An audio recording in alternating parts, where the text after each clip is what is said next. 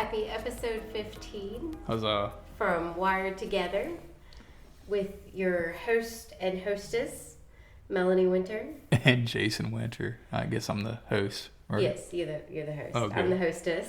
All right. The hostess with the mostest. Yeah. And continuing with our October... I guess we're kind of going with that series. spooky, yeah.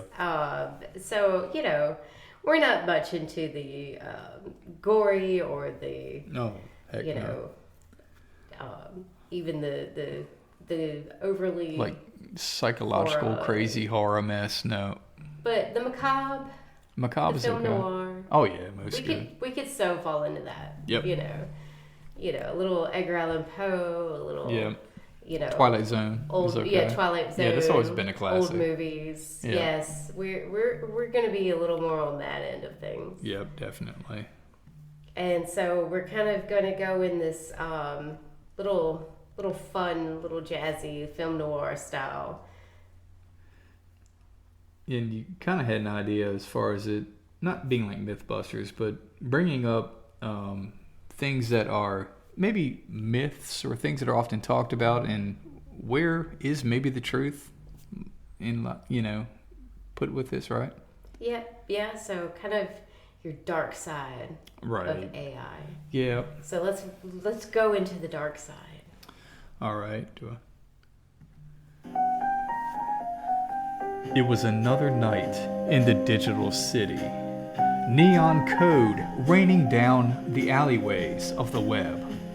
Somewhere out there, a machine was learning. And it wasn't just learning my name. It was learning everything.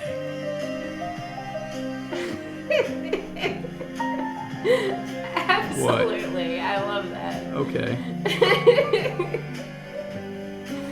So a little detective movie going on. So we'll set the scene. Yep, that's right. Little drink, a little toddy. Yep, that's right. A little right. Conversation, a little investigation. All right. I think we set the scene, so we'll just stop right there. We'll have a little fun with it. All right. That was cute. Right? So, I thought it was cute. So, I guess, what is the first thing that you want to talk about? Well, the first thing you think with AI, mm-hmm. and that's the creepy, the dark and stormy of AI. Is it really listening to everything? Oh gosh, everyone talks about that, and I mean, I think it was just the other evening and this technically isn't AI, but it goes into the global idea of what technology is able to do, and we've all heard about, like Facebook heard me. Well, I don't remember what it was. I guess it don't matter, but I think someone's name was randomly mentioned, and this name is not a common name. And, I think our oldest daughter was having a conversation with you, and then I'm scrolling through Facebook, and that name popped up on something that matched whatever. And I just kind of like flashed my phone at Melanie, like, all right, here we are, and I guess I know what happens. I'm a little hesitant to really buy into that because I know algorithms can be algorithms. And I know a lot of times it's because you searched something, oh my gosh, it knows I want to buy a grill. Well, it's because you went to Home Depot's website and you were looking at grills. And then now Facebook says, this grill is, 30% off. And you're like, oh my gosh, it's listening. No, this was not the case. Well, as devil's advocate, sometimes you're not searching and you're just saying or thinking. Right. And then all of a sudden it pops up. Exactly. That's when it gets really eerie. It is. And, where do you put that? Right. But it kind of becomes the case of the eavesdropping assistant is kind of like what we were thinking that this might fall into. And so does AI actually do it? And, well, the short answer, obviously, there's no listening device. There's no spies. Right. Well, to spy on every single person in the country would be almost impossible. Right. But there is kind of a learning of what your genre, or not genre, but like your demographic. Right. You're probably going to go in this direction. You're probably going to think this way, that kind of thing. And so there is a lot of creepiness when it comes to that because, yes, there's things that are correct. Right.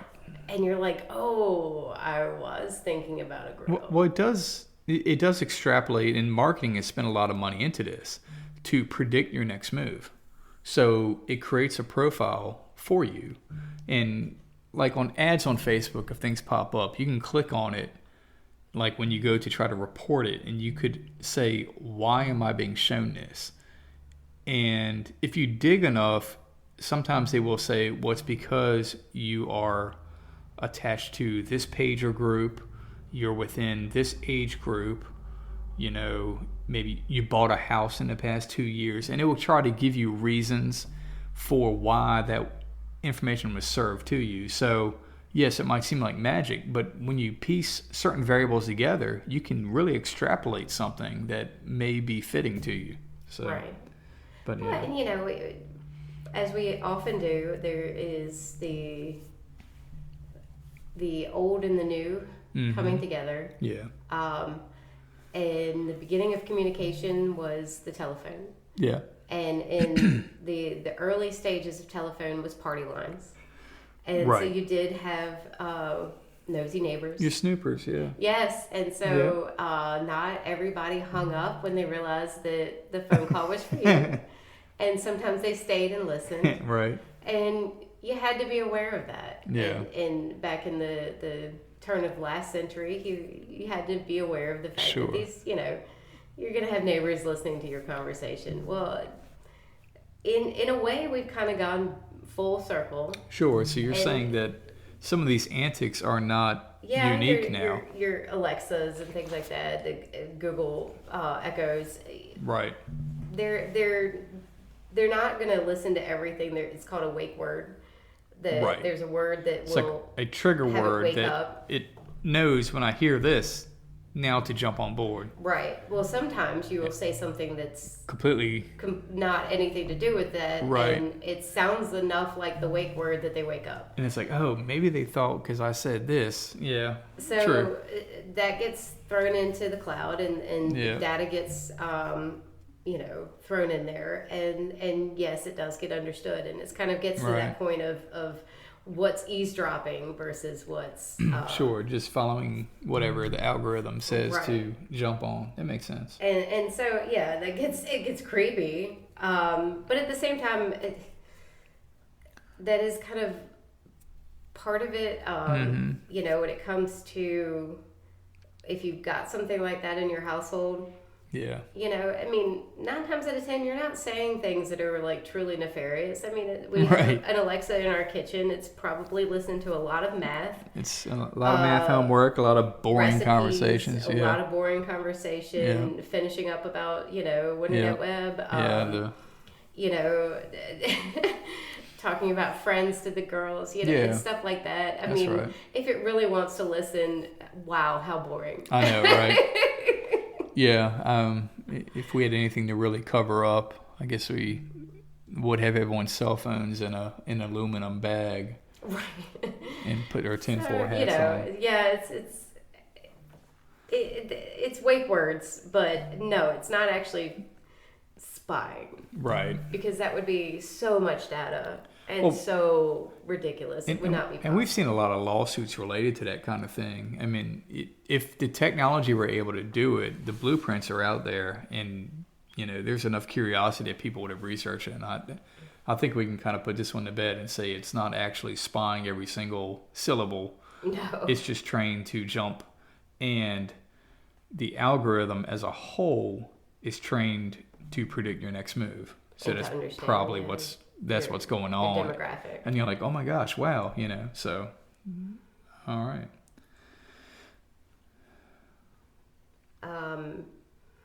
And then, of course, there is the darkness of AI. It's impossible to talk about this without talking about, say, dark web. So strolling down the alley of the dark web, how is that, something to live through, be comfortable with, that kind of thing. Right. And There's a difference with the web. You have what people call the deep web, and then you have what is the dark web, right? Right. So that is two different subjects here. Right. And it's often kind of put together. So what's the deep web? Well, the deep web, of course, it's deep, just like, say, fishing or whatever. It's the area that is beyond what's easily accessible, and that's usually behind a password wall. So your account information that may be part of whatever thing you are signed up with. Like your authenticator stuff. Yeah, I mean, anything behind that authenticator wall is your password protected area, so it's private to you, so it's deep. Can it be accessed? Well, yes, there are ways, and we've had a lot of data breaches, and that's what accesses that. But the dark web is something entirely different, and you don't just accidentally go, hey, I'm in the dark web.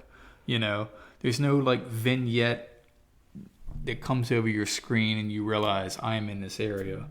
It's yeah, you need you special kind of need software. you need to be invited into it, if you will. You need it's to be nefarious in your right. colleagues. Gosh, this kind of reminds me of the 90s and all. Well, yeah. Anyway, so there were areas of the web that, all right, let's just put it this way, that it's on a network of servers, which is the internet. All right. But this is a network of servers that kind of coexist in its own little circle.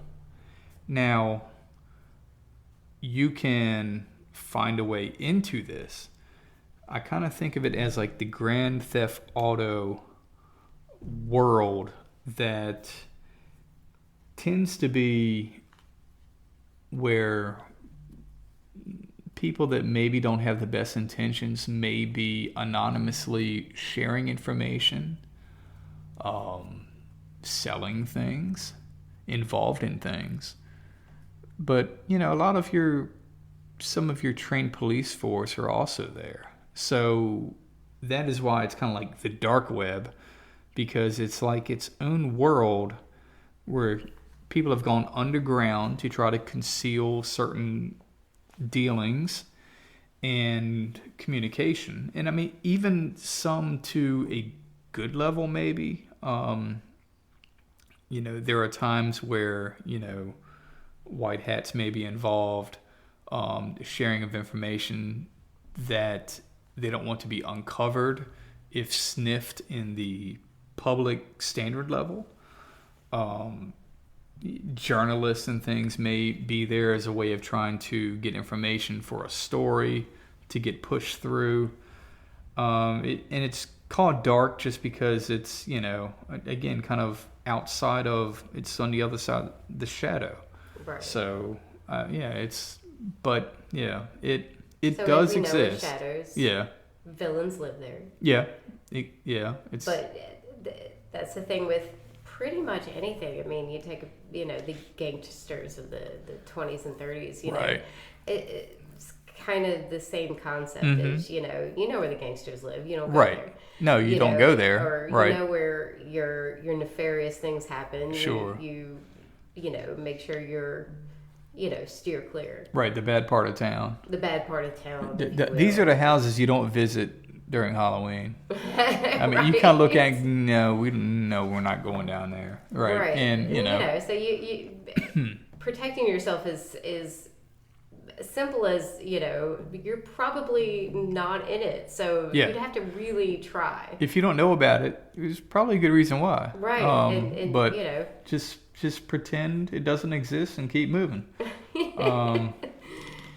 But yeah, it's really interesting though. So yeah, there was that. There's the dark web. There's the dark web and the deep web. So right. And well, as most people are starting to really pick up on nowadays, AI can fake things pretty well. Right. And so, here's the doppelganger kind Right. of situation, the digital doppelganger, if you will. Yeah. So there has been some case studies, some cases. We're going to talk about detective cases Right. where imposters can call. And they will actually fake your voice. They Right. will call people that you know, and they know your name and stuff like that. So, you know, how do we get ourselves through this? Yeah, this is This is the Wild West of okay, these bad things are happening. How do we do this? right. And I guess all this started like a little bit more than a decade ago, where actually, and this is just a really scary, bad, dark concept where someone would have a child or someone call, say, a grandmother, and say, I've gotten into an accident, I'm at the hospital, I need money, and or maybe, well, just if you could send money here, wire money here, I could be taken care of. And they're Did that actually happen to your grandmother? It actually did. They told her that she was you. Well, it wasn't me. It was someone else in my family that was, But, and that, then she called me. I remember I was painting a building. Huh? Smart. Right. And that was, and said, are you okay? And I heard this. And I'm like, yes, I'm fine. And, she was obviously upset because, anyone, if you're called by somebody, so they're exploiting on families that maybe don't see each other very frequently. And, but the technology has gotten better. Now you can actually, honestly, someone could take this podcast right now and grab my voice and then throw that into a computer system and have me read the Declaration of Independence, sounding just like I read the whole thing, So this is how vulnerable we kind of become technologically. And of course, technology can be used for good purposes or bad purposes. Think of chain letters back when emails came about and, other things. Well, if you do this or how about that? I'm still waiting on the several $1 million from that prince in Nigeria. Right. So it comes around, but, there are different scams and things. So anytime that technology allows for something, you have some people that go, wow, this can make life better. This can do this. You have other people on saying, who can I, screw over by using this? Who can I hurt? Right. Who can I hurt? That's so unfortunate, but it's been a human experience from the get-go. Right. From the beginning with rocks. It is a human experience where some people are going to be doing the nefarious thing. Right. And then, others will gain from the knowledge of it. And right. So how do we protect ourselves yet gain and not completely ignore it? We can't just, completely throw AI in the trash. It's going to be here. So how do we protect ourselves? And the big thing is, as Jason says constantly, look up the actual phone number. If somebody is calling and something feels off. Oh, yeah. Use your gut. Yeah, use your gut and call that person back with the actual phone number and make sure that that's not them. Right. That's going to be your don't give money out at all. Right. And in this thing. If anything's been considered like, well, if you do it through a gift card or something, no. More than likely, your family member is not going to ask you to create a gift card. Right. That is a scam. Or to wire. That would be like weird, or yeah, exactly. So call the actual family member. If it sounds too real, and I know just make sure, do that double check. And I know they, of course, always have another reason. You might be thinking, well, this is not your number. Why are you calling me on this? And the quick retort is, well, my phone, it's not with me. My phone battery died. It got wrecked in a crash. I'm calling from my friend's number. So they always have a reason because they know you're going to question. Right. But you need to get right back to, like Melanie's saying, just go back and dial the original number. You may find, hey, how you doing? oh, well, I just heard, and then, okay. And they're in the kitchen cooking. And Right, it's exactly. like, well, hey, Grandma, why are you Yeah, calling why are you today? calling me? Hey, hope you're doing well. Right? And then that's, yeah. There you go, So, and you get back to the truth. They have no idea that something Right. has happened. So, make sure you call those people back. Sure. When it comes to certain companies, as we've Oh, geez. before, we said in the last podcast, if there's a company that's like making something urgent, find that company number. Because more than likely, the real number. Yeah. More than likely, the company's not going to sit there and call you. And don't go to Google to look for it. And I know you're like, well, where else am I going to go? Well, you may have an email from that company, like from an actual statement or something like that. Try to find a real way to communicate it, because we know Microsoft, okay? And there are people that exploit that, antivirus programs. And I've dealt with recently where people look up Microsoft's number to try to reach them. Well, there's so many people that create profiles that say they work for Microsoft, or these different sites that they are a support from Microsoft related things. And again, it's more open source than Apple, but you call that number and it's actually a scammer. And you go, okay, well, let me be smart. Let me look up this person. He said his name was, Michael Johnson, let's say. And you look up online, well, I'm smart. Let me look this up. Michael Johnson. Yes, he does work for Microsoft. Well, yeah, he said his name was Michael Johnson because there is someone from Microsoft that you can find easily online with that name. So they try to build that credibility. So, and it's more than just audio, but video too. A lot of the videos we're seeing are being faked. Right. And a lot of these calls are, just so you know, going to happen morning or night. Yeah. So late at night or early morning. But that's when you catch you off guard. The point is to catch you off guard. Yeah. Companies will not ever do that. Yeah, that's outside of their hours of normal. And then if they're doing that as cloning a family member's voice, again, they're going to bet that you're not going to go ahead and call that family member early in the morning or late at night. Yep. And so that's kind of what they're betting that goes on. within what your brain's going to react to. Like, whoa, this is outside the hours of normal. Yeah. So before wiring anything or doing anything, wake up your family member. Yeah. Don't worry about it. Exactly. Because they're going to rather you do that than send somebody something that's not true. Exactly. So, well, good. And just, did we want to talk about some of the video ways in which this is done, how AI is contributing to, and a lot of this is just playful material. You take a video of some scene, event, and then you have AI see what it can do with it. So, and of course, in the political realm, we see, did that congressman really say that? Or did the president say this? And these videos of things, and a lot of it is just to get a chuckle. But there are people that see it, and it's believable enough that you feel like, oh my gosh, I know that. And then you share it. So we're sharing a lot of mess that isn't even true on both sides of the aisle. And we just need to be very careful about that. And, just making sure that we realize that, yes, the technology is getting better. It is getting believable.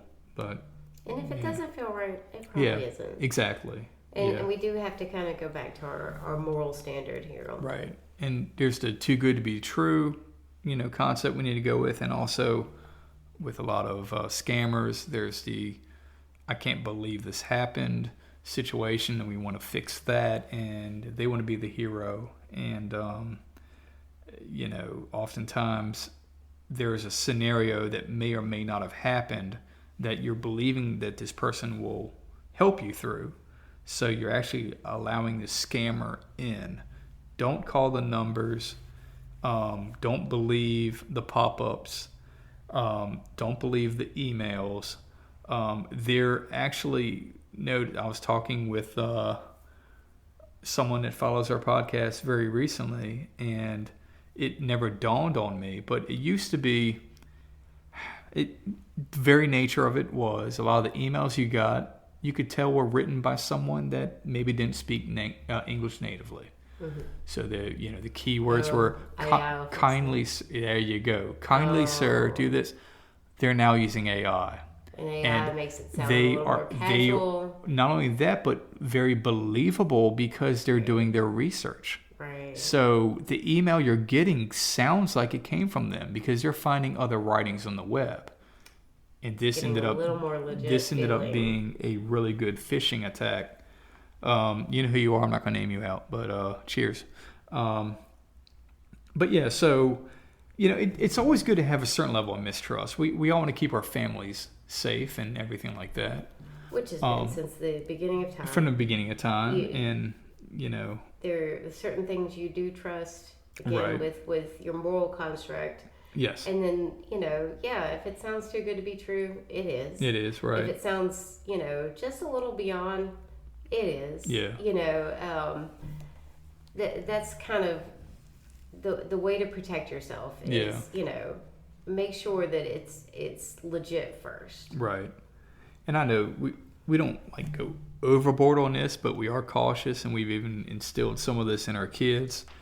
And we go on vacation, and I know we're at a hotel, and Dad, can you go down and get it's always some type of candy or something in the evening and all. And I come back and I'll knock on the door, and they were trained. What's the code word? Now, I'm not going to tell you what the code word is. Nope. They know what the code word is. But to them, it's funny. But it's still instilling a training of, hey, this is Dad, and there are not many situations where maybe you won't be in a room with them or something. But if you weren't, and the kids were just there, I mean, they're at the age now, but still, this is your dad. I mean, don't let them think it is. It's what's the code word? And now it's like, oh. And if I don't say the code word, they ain't gonna let me in. Right. But that's okay. That's okay. So and then but anyway, but it's just little code word is helpful. Yeah, that's the world we're in. So set your families up with a code word. Right. Just that word that means something to your family and your family. Exactly. Only. Yeah. That's helpful. But you were saying this isn't new in the broader historical sense of things, right? It's not. There's throughout history we've had to pretty much pull in all technology, at some point. Yeah. So back in 1919, somebody actually yelled fire in the movie theater. In 1919. Right. So Yeah. the movie theaters were very new. That's when my great-grandparents were born, yeah. Yeah, a very new concept, and it became obviously a hazard. Sure. And people so trampling. ever since 1919, it is illegal to yell fire in a theater. Wow, it's long one of ago. those situations where you've got to kind of pull things in. You've got to make sure that if it's causing some sort of civil mayhem, unrest, that kind of thing, well, law has to kind of pull things forward and say, okay, we're not the Wild West here. We're not able to just sit there and let things run their course. Right. And so that's where kind of our next little piece is, where is the law in this? Mm-hmm. Yeah. So Technology, in our film noir, of course, you've got to have your renegade law, or your trusty police, old your shiny standard. badge sheriff. Right. So where is this in AI? AI is such an uncharted territory. It's so new. Yeah. And we're getting there. We're coming up with some regulations. The EU has the AI Act.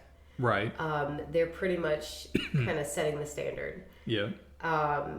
The regulations from us is coming from the FTC, and making sure that companies are accountable. Right. AI is not a person. Sure. AI cannot be sent to a courtroom. Right, it's a tool. You can't blame it. And so it is the companies that create that is, okay, you're creating this, you're putting this out there, just like the radio. Yeah, and if you're implementing it, you need to make sure that you're doing it in a responsible way. Right. Radio waves started to really be tapped into, obviously much, much later. Yeah. turn of last century, getting a little bigger. Right. And so the FCC came up with, okay, yes, the radio waves are out there. Mm-hmm. Yes, you can kind of almost do anything with that. So we've got this, big boom of this uncharted territory. Right. So the FCC is, that, okay, let's reel this in. Mm-hmm. Let's make sure that we're putting something out in the public. All public needs to be able to hear this. So one of the things that came up with, and George Carlin will love this, the words you're not allowed to say. Right? I'm glad you brought up George Carlin. And It's the very George Carlin concept of the words these you can't are the words say. you're not allowed to say. We will not say those. I'm not going to say them either, by the way. but they're running through my mind at the moment. If you want to look up George Carlin, he makes a really funny yeah, exactly. Kind of spin on that one. Comically, it shows what you can't say. But it was a way of saying, okay, the public's going to use this, and we need to make sure. I mean, because we're using it as a technology. I mean, think of the emergency broadcast system. Right. So people relied on the radio for communication. Even today, in the same way, any disaster type thing is like have a battery powered radio accessible for communication if there's a tornado or something. So your family's going to be listening. Right. So make sure that even we when set television, groundwork. It used to be, you get the beep beep beep on television and all that. Well, not people stream nowadays. Well, not everybody has. Yeah, it's not the same local. The regular television local channels. Exactly. And so you can't do it through television anymore. No. So I think the emergency broadcast system is turned into the phone. Yep. Because you're at least acknowledging everybody has the phone. You get that text, you get that whatever. Right. And so like the Amber Alert that scares us all when we're driving down the road or concentrating on something. Right. So, it's like, oh my God, what was that? Okay. And it's a very important thing to have that, because that's kind of getting a message out there very quickly. Right. Something like an Amber Alert. Yep. Huge need for that to be fast. Yep. And make sure that people know very quickly in a specific area. Mm-hmm. And so, we've come up with these things. Been helpful, yeah. Well, as AI is functioning in a deeper level, we're going to be coming up with more and more of this. We're going to have probably more, unfortunately, more courtroom settings. Yep. Where do we draw the line? Mm-hmm. And some policies coming up. Again, yelling fire in the middle of a theater. Yep, not a good idea. Back in 1919. Yeah, people get trampled. We realized that was not a great idea. No. So, same concept. Radio waves going out there in the turn of the century. Mm-hmm. We're not going to be able to say some things. Yep. Children could be listening. True. So, we're going to kind of slowly regulate this concept. Right. And as opposed to this fear of the Wild West, we're going to get there. Yeah. And the main thing is, I think with AI, it's like, is it white hat? Is it black hat? Mm-hmm. And I think the concept is, what hat are you wearing? It's both, yeah. It's the hat you're wearing. We're all using really the tool. Makes the understanding of what this means for you. That is true. If you're wearing the white hat and you're saying, okay, I'm using this as a tool to benefit myself as far as Google search on steroids. Right. That's going to be useful to me. Yeah. I'm not doing this to go against people. Right. I'm not doing this to enter into some sort of, web that I have no reason to touch. Yeah. I'm doing this for something that's beneficial. Right. That's really up to you. That's your version of the white hat. Yeah. Can it be used for nefarious reasons? That, along with everything else, yes. Yeah. Absolutely. A lot of things can fall in the wrong hands, but also can be positive to those that intend it to. And, so what is AI good for? Why are we using this? Mm-hmm. Why does this matter? Can we just completely ditch it? Well, not necessarily. It's been proved to be extremely helpful when it comes to weather patterns. Yes, we can make really good predictions as humans. AI can do it a lot faster. Yeah. And so farmers really rely on that. Yeah. It catches fraud. Yeah. So even though it can create fraud, it can catch fraud extremely easy. Well, in the same patterns I was talking about where it wants to suggest me purchasing something based on my patterns of life, it also says you are not the kind of person that's going to buy a $300 pair of shoes from a company in California. Right. And that has been a real case where they're like, they called me up and I'm like, when Chase Card Services calls, you're like, oh no. And it's like, no, I did not buy those shoes. You're exactly right. Well, it didn't fit your pattern. And it's like, I appreciate it. Go ahead and block my card. I did not do that. So that is, and that story comes 15 years ago. That essentially is AI. Right. It is. Now, of course, the machinery given into it, the supercomputing power it has now is where we're all seeing what AI is able to do on a daily basis.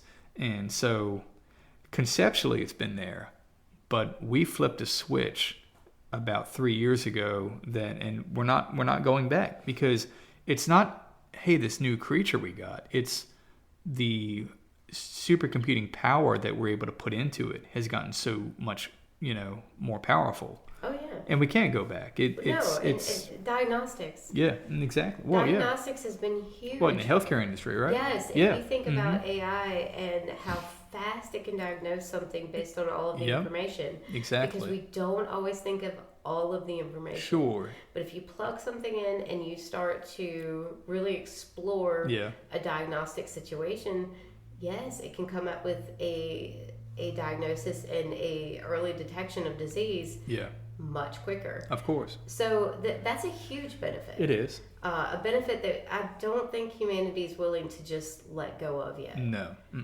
Well, unfortunately, if I can leverage it and I can do better in my practice, then I have leverage over my competition. But if you sit back and go, well, I don't know, well, your competition's going to use it. The same thing with the internet. The same thing with any technology. Well, if we use this and they don't, or if they use it and we don't, then we're behind. Right.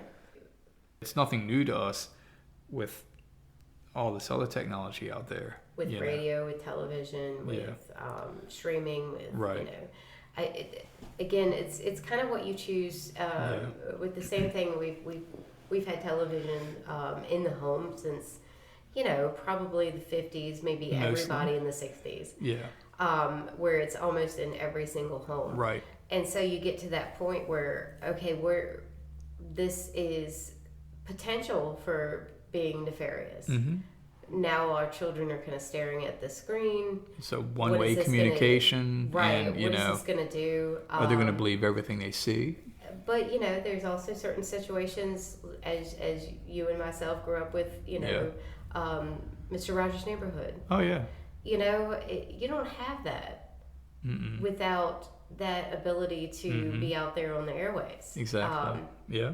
And certain things like that, where it really opens up the spiritual and moral development of children. Exactly. That kind of thing. That's a very big deal. Right. Radio waves. You've got. Sure, you could listen to really awful stuff. You can also listen to, connecting spiritual music. You can listen to things that are going to uplift you. Yeah. And so that's really your choice when it comes to whether you're pushing that dial. Right. When it comes to back in the day. An actual dial. Yeah, actual dial, yeah. It's the exact same thing when it comes literally to... tune in, yeah. Right, when it comes to tuning into this pattern with AI. Are you going to use it wrong? Right. Yeah. Exactly. I knew, makes sense. And I think that's really why we probably need to go ahead and get that sense of morality through God. Yes. Through the spiritual connections. Right. And our connections with people. Yeah. And our want to go back to why that was important to begin with. I agree. It's important today. It is. And that's the thing about us and the concept of both past and present. That, yes, we're very technological, but we also really focus deep into the past. Yeah. And our moral past is because that is kind of your solid foundation. It is. And I think that that's what we're called to do. I think that's what we need to do when it comes to all of this new technology coming out there that is scary. Yeah, it is. You know, Yeah. in the big, you know, October way of spookiness, it's more spooky than that. Yeah. But if we maintain our spiritual calling Yeah. and our morality, you know, in everything Right. that we do, we have to, you know, maintain that within our household Mm-hmm. and within our families. And so throughout that community, you know, we want that message to be heard. Yeah. Let's maintain this all. Sure. You know, and nefarious things will happen. Yeah. And, Always. you know, those of us that know some things about the technology, we're here to fight with you. Yeah. Mm-hmm. And I've always said that, you know, yes, technology allows for a lot of things, and you know, if technology is able to do things, and you know, I mean, think back to the Jetsons, you know, with was it Rosa? What was Rosie. I was thinking Rosie, the robot that, you know, took care of stuff in the household, and of course the jobs are seen as just pushing buttons, which, I mean, we're close to that. And so yes, technology eliminates the, you know, the physical and the grind, if you will, but that allows for us to be more human. But what does human mean? And we need to really look inward and realize where we are in this equation, because we really are two sides with this computer in the middle. And, you know, we need to be louder than the noise. We need to make sure that our moral compass and the way in which that, you know, we participate with it is with good intentions. You're always going to have someone bad on the other side. We can't get rid of it. If we abandon it, then they take over. Right. So it's here. It's here. So I guess we just need to be aware of that and keep that in mind. And like I said, by being louder than the noise means if we have concerns with it, then don't just say, you know, well, let's, you know, wish it goes away. It's not going to go away.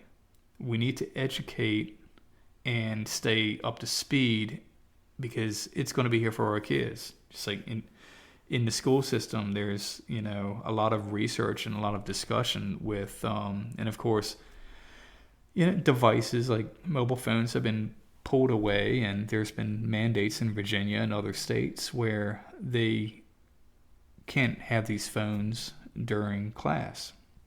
And while I do understand it being a distraction, I also can't help but see that in the future, when, you know, the magic day of graduation comes and a company picks you up, they're going to be like, okay, we're using these computer systems, we're using AI, what's your familiarity with that? And if you haven't been taught this, can it come back on the school systems as neglect? And I'm reading more and more about that. So I think while we're trying to play a safe move or a convenient move, we're trying to, you know, juggle the distractions of technology. We really need to make sure people understand what it means earlier, because again, it's not going away. If toddlers have a tablet and they're interacting with it, but then go into school and don't, you know, what are they really learning? Who's actually looking over their shoulders of what they're doing? We actually need to explore this, and our political leaders need to also understand that if we're not doing it right, and of course I'm not expecting government to be the savior ever, but as a community, we need to make sure that we understand what is being put in their hands and to what level, and we know in the real world it's going to be there. So we need to make sure that we're preparing our next generation.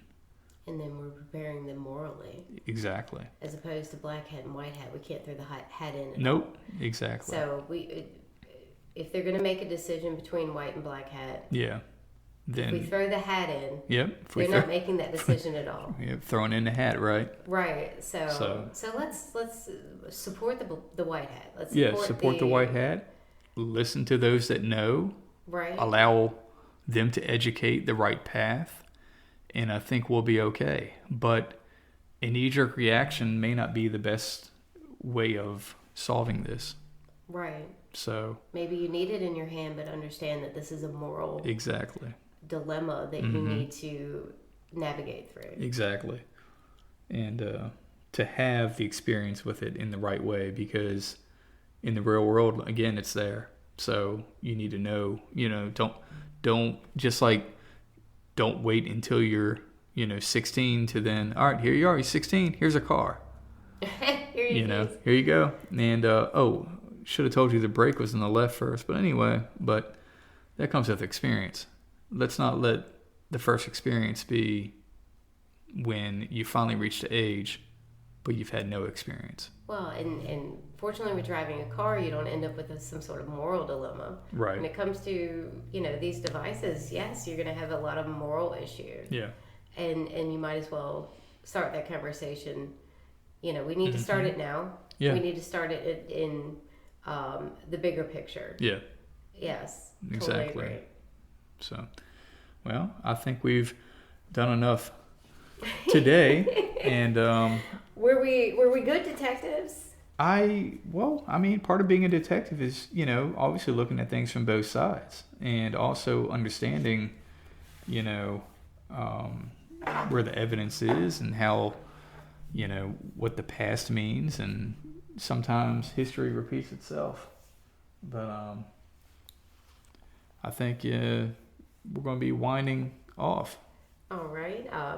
Always know that you can find our podcast in winternetweb.com. Yeah, we have it there and all the popular platforms, of course, Apple Podcasts, Spotify, being some of the leaders there.